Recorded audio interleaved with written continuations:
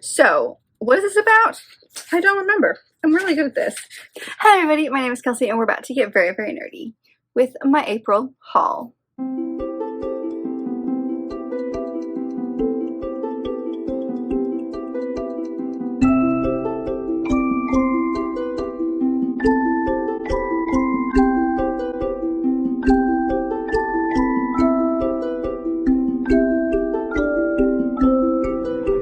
So April was yet again a decent month as far as like purchasing books goes.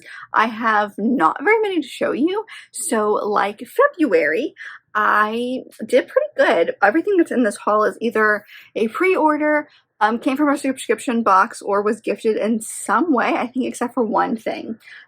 So we did pretty good. We did pretty good this month. I'm very excited. So there's not too much to talk about, so let's just dive right in. The first two books I will mention are my Fairy Loot books, the YA and the adult books that I get now every single month. So if you don't want to be spoiled for, I believe these are March's books. It's been a hot second, so I'm sure many of you have already either seen what these books are or don't care anymore, but this is your warning that I'm going to spoil them, and my unboxing is above if you'd like to see the unboxing of everything. But the YA book was Seven Faceless Saints by M.K. Lobb, and it's this beautiful edition. It's got some fun little like sprayed edges. I'm not gonna lie, the face on the cover is a little creepy, but it's one of the smaller hardcovers, which I haven't seen in a long time.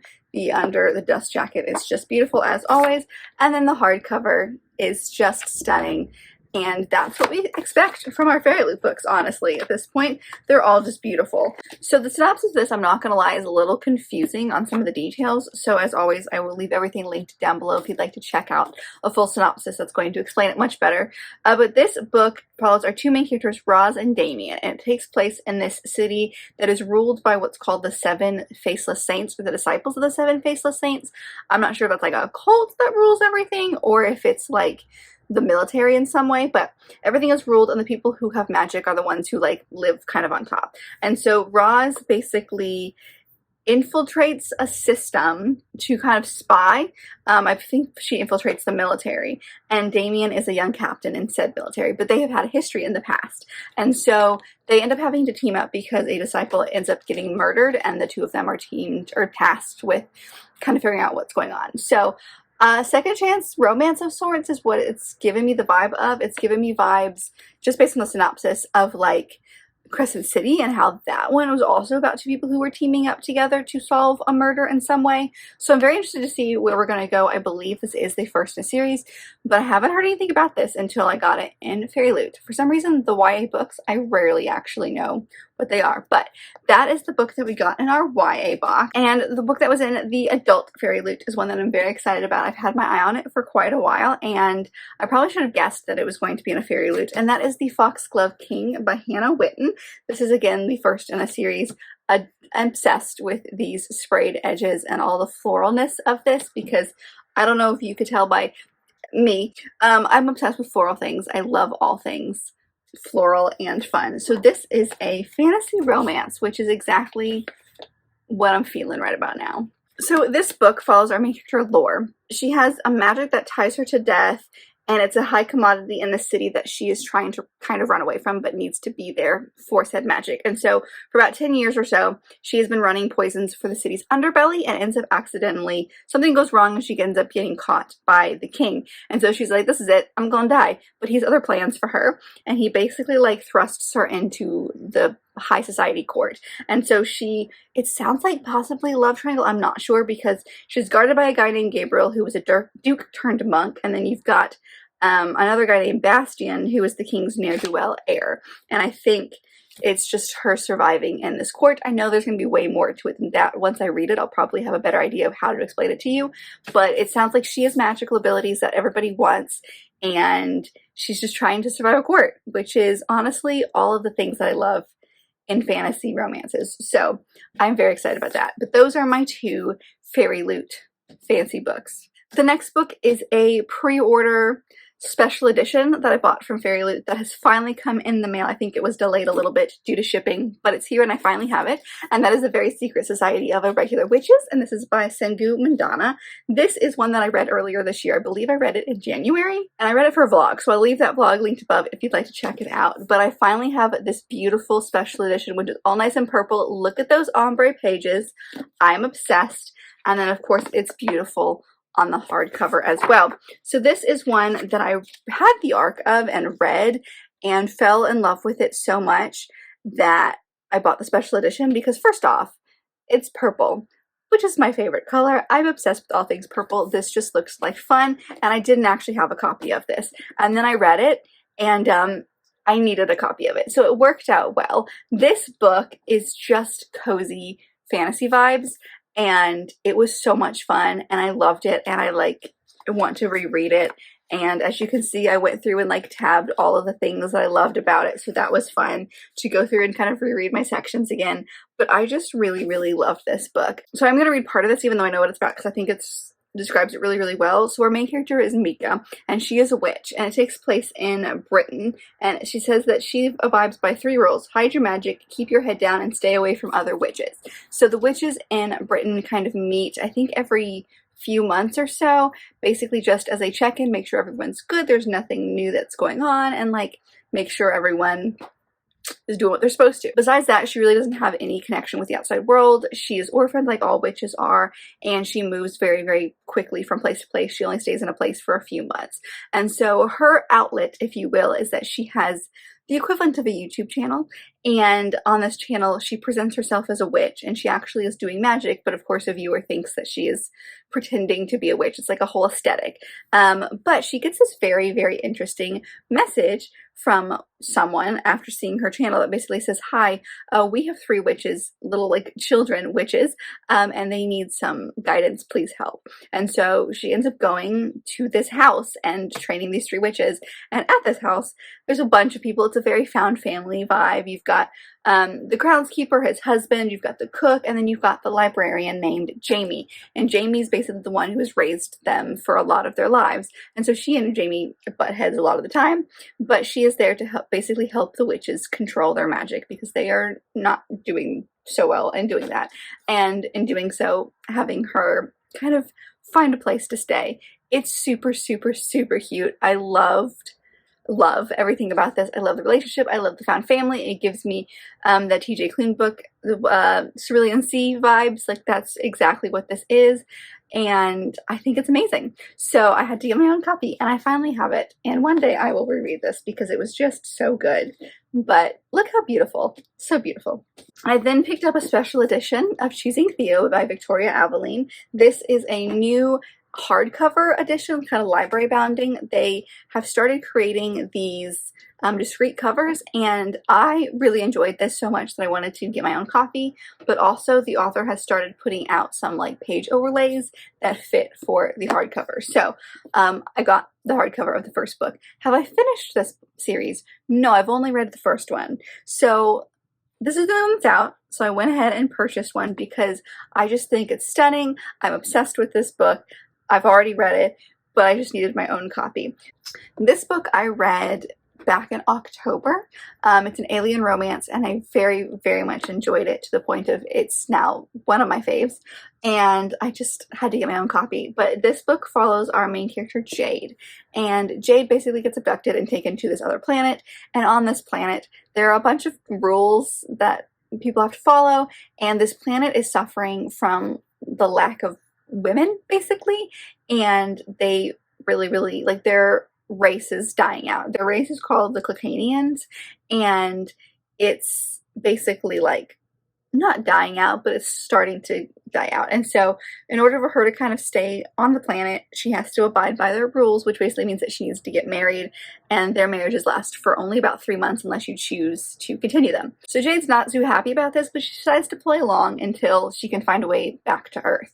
And so she ends up choosing, because the women choose, she chooses this guy named Theo. Now, Theo is scarred according to the norms of this planet, but to us humans, it just looks like he's got tattoos all over his torso and arms. And so she's sounds good to me. And he can't even imagine why someone would choose him because he's, you know, he comes from a different culture. So to him, these scarrings are not attractive, but to Jade, they are. And so it's their relationship as she is trying to navigate this world and figure out what she wants, and maybe possibly trying to find a way back home. We'll see.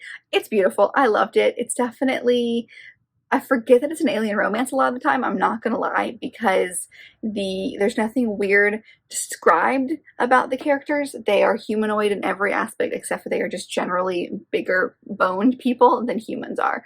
Otherwise, they are exactly the same. So I loved it when I read it, and I couldn't wait to get my own copy, and I now have it. So hopefully they'll continue to do these beautiful hardcover editions. I don't mind the paperbacks, but the hardcovers are just so stunning. So I hope that she continues to do those, and I now have my own copy, so yay. We then have a pre-order that finally came in, and that is To Swoon and Despar by Martha Waters.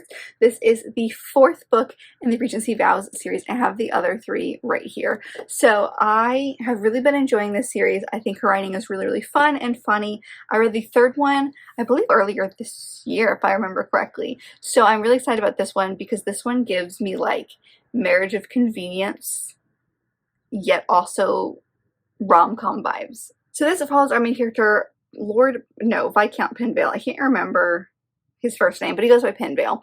And we've actually met him. He is, I believe, the brother of the main character from the 2nd book in this series. And his whole, like, goal in life is to get his ancestral home back, which his uncle says, yeah, sure, you can have it. However, you have to marry my ward, Jane Spencer. And so he's like, oh, great, okay. So they meet in London, and neither of them are impressed with the other one. And they decide to get married in name only. And she has plans because she basically wants to return to the estate and be left alone. And so she gets her housekeeper to help her by making Pinvale think that this place is haunted. But Pinvale is not going to fall so easily for that. So it's the 2 of them. I'm thinking it sounds like they might start out pranking each other, which is how the 1st book in this series started. And I am just really interested about this. I think it's going to be super fun and funny. And I remember Pinvale as a character. I don't think we've met Jane before, so she's new, but he is someone that we've met, and I just think he's so fun. So I'm really excited about this. I love me a good historical romance. I love me some Martha Waters. I think her writing is so humorous. So I'm very excited to see what the next step in this series is going to be because I'm obsessed. The next book I'm going to mention really, really quickly because I don't have my copy anymore. Well, I do. I still own it. I let a friend borrow it, but it's Anna Maria and the Fox. I literally just have the dust jacket. That's it. So we're going to hold up the dust jacket. And this one is by Liana de la Rosa. This is my book of the month pick for April. I talked about this one in my wrap up because I did actually read it in April. So feel free to check that one out if you'd like to know my thoughts on it. But this is the start of a series that's going to follow 3 sisters. The first one being Anna Maria. And she and her sisters come from Mexico. Their father is pretty high up in the government, and it takes place at the time where Napoleon is kind of invading Mexico. And so they're escaping, or I guess, well, yeah, escaping. They're coming to London, basically, so they can be out of harm's way, but also so they can't be used against their father, who, again, is a politician in that government. So they come into England, and their uncle, who is here in England to kind of help them out, has different plans for them. And so he basically is hoping that they will be thrust into society, and society will be able to, by kind of understanding them as people and being introduced to them as people, it'll put a face on the issue that's happening in Mexico. So you've got that, and then you've also got our other main character, Gideon. And Gideon works in Parliament, and his whole thing right now is he's trying to abolish the slave trade. And so the 2 of them end up meeting at a few different places and really start hitting it off. But of course, there's lots of reasons as to why they shouldn't be together. But it's a fun historical romance that has very fun Latinx vibes. So I really enjoyed it. I would highly recommend. I don't have my copy, so here's the dust jacket. But I did pick it up, and I actually read a book of the month book in the month bought it, which is honestly a miracle. And the last 2 books I'm gonna kind of do together a little bit because they're by the same author and they're from a Patreon. I'm part of this author's Patreon, which I've talked about so many times. And so whenever a book comes out, we get a paperback copy of it. And so we have these 2 books by Katie Robert. The first one being Dark Olympus Shorts Volume 1. And then the second one is The Gargoyle's Captive. This is part of the Deal with a Demon series. It is the 4th book that I own, but it's the 3rd in the series. So this one is, I've kind of talked about the series before, but basically the idea of this series is they're all monster romances. It takes place in this kind of like alternate universe of sorts where there are demons and they make deals. And these women enter these deals 100% consensually, and they are kind of put on display, let's say, and these different creatures will come and agree to have like a 7-year deal with them. So they go into said creature's realm. This one's going to be the gargoyles, and the demon will do something for the woman. That's why that they've entered this deal, and then the woman will give a 7-year deal to somebody else, or bargain, I guess. And so if they're hurt in any way whatsoever, the deal is null and void, and the creature gives up their land. So everyone enters these bargains completely consensually, and something bad happens in these women's lives which causes them to enter said bargain. The first book in the series, it was because of the woman was in a very abusive relationship. Another one needed money. Like, there's just lots of different reasons. This one follows Grace, and it says here that she's a monster hunter who went into her deal with her eyes wide open. Her mother made the same choices many years ago and was never seen again, and Grace wants answers. So, monster romance, I have been enjoying. I mean, of the last few in the series have gotten 3 stars, so they're not my favorite thing that she's written, but I'm still kind of like emotionally invested in the series. So that's the newest one there. And then again, we have a bunch of short stories based on the Dark Olympus series, which I absolutely love. And really the one reason I was so excited about this one is that it includes Stoneheart, which is the prequel novella for the series, which I've been dying to get my hands on, because as far as the series goes, they're all full-length novels except for Stoneheart. Stoneheart is the novella. It's like a 0.5, and it follows, I can't remember who it follows, but it definitely is a female-female romance. Oh, it follows Medusa. That's who it is. So we've got that one, and then about 70 pages into the book, we've got a bunch of smaller ones. I have read a couple of these just based on some of the names here, and some of them I haven't. Some of them are just Patreon shorts. So I'm really excited to dive into this one. Hopefully I will get in, and I don't have to read them all at once. That's a good thing about short stories and things like this, is that they're really, really short, and you can just dive into 1 or 2 if you feel like it. So I'm really excited to have this one, again, mostly for Stoneheart. I can't remember exactly who it follows. It's Medusa and somebody else, but Calypso, that's who it is, and I can't remember their relationship to this world. But the Dark Olympus series is a reimagining of the Greek gods, and it basically is set in this city called Olympus, and they have what's called the 13, and basically they are the 13 that kind of like rule everything, and they come with like the names, so like Zeus, Poseidon, Hera, that kind of stuff, Hades, those kinds of names, those all fall within the 13. If one of the 13s ends up dying or giving up their title, I guess, somebody else comes in and they become the new Hera, the new Zeus, the new blah blah blah blah. So it's kind of like those are now their new names, and whoever they were before doesn't matter. And so each book in this series follows a different kind of set of characters. The first one was a Hades and Persephone retelling, and then it just kind of goes from there. So I am very excited to dive into it, but I do have both of these because I'm part of this author's Patreon, and I just love getting these fun little paperbacks every once in a while because I'm going to get them anyway. So it's nice to have kind of a freebie, if you will. It's not really a freebie, but also it comes with signed book plates and stuff, and I just am really enjoying her stuff. I just really like Katie Robert, okay? And that's it. That is a look at all of the books that I have picked up in the month of April. I hope you guys enjoyed. Let me know, as always, if you've read any of the books that I mentioned in today's video. If you know anything about, let's see, which one am I most excited about? I would say The Foxglove King. So if you know anything about this one, let me know your thoughts, or just if you've picked up a fun book in the month of April, let me know what that is. Tell me all your bookish fun things. I just want to know. And, ooh, I haven't done an emoji in a hot second, so let's see. If you want to comment something but you're not sure what to comment, comment a sun emoji. Why not? But if you like this video, and I very much hope that you did, don't forget to give it a big thumbs up and subscribe down below if you'd like to be part of this awesome growing family. I've also got all my social media down there, as well as other fun bookish links, so remember to check all that out, and I'll see you guys in my next video. Bye!